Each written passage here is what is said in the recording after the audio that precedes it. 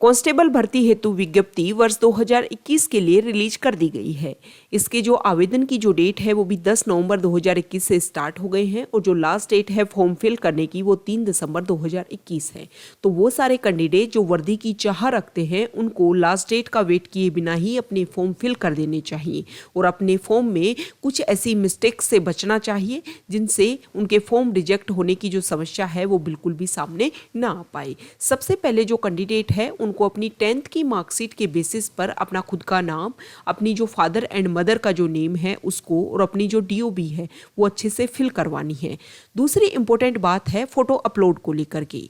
ये जो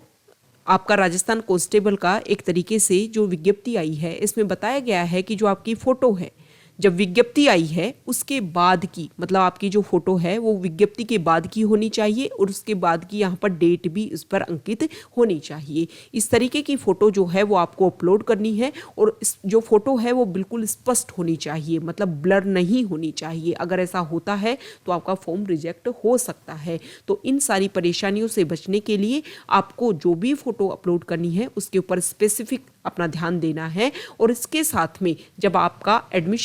admit card आएगा उसमें भी आपको वही फोटो अपलोड करनी है जिसमें विज्ञप्ति के बाद वाली डेट अंकित हो। ओके, तो ये दोनों चीजें आपको ध्यान में रखनी है। इसके आगे अगर हम बात करें तो सबसे इंपॉर्टेंट बात आती है कि बहुत सारे कैंडिडेट्स की जो एग्जाम की प्रिपरेशन है वो बहुत लंबे समय से कर रहे हैं, लेकिन फिर भी उनका जो फॉर्म है वो ऐसे जगह से फिल कर देते हैं जिसकी वजह से उनके नंबर, मान लो कहीं पर कट ऑफ 100 गई लेकिन किसी एरिया में जो कट ऑफ है किसी अदर डिस्ट्रिक्ट में कट ऑफ गई 130। तो ऐसे कैंडिडेट जिनकी प्रिपरेशन अच्छी थी लेकिन फिर भी यहाँ पर अगर वो फॉर्म फिल करते तो यहाँ पर इजीली क्रैक कर जाते, लेकिन यहाँ पर नहीं कर पाए। तो जिलों को चूज करने पे भी सबसे इंपॉर्टेंट आपको ध्यान में आकर्षण रखना है, आपका ध्यान में रखना है कि कौन से जिलों से हमें फॉर्म फिल करना चाहिए। सबसे इंपॉर्टेंट बात ये होती है कि जो लास्ट ईयर में आप जो कट ऑफ देख सकते हो कि कौन से जो डिस्ट्रिक्ट है उनसे कितनी कट ऑफ गई थी, उसके बेसिस पर भी आप जो अपना फॉर्म है उसको फिल कर सकते हो। दूसरा बेसिस आप बना सकते हो कि कहाँ पर से कितनी वैकेंसी है। सबसे इंपॉर्टेंट बात यह है कि आपको जो वैकेंसीज हैं उसमें सबसे इंपॉर्टेंट आपको ध्यान में रखना है कि देखो जो जयपुर आयुक्तालय है यहाँ पर सबसे ज़्यादा वैकेंसी आई है, उसके बाद में जो जोधपुर आयुक्तालय है वहाँ पर भी बहुत ज़्यादा वैकेंसीज हैं, लेकिन आपको सिटी से फॉर्म भरने के बजाय आपको रूरल एरिया से फॉर्म भरने चाहिए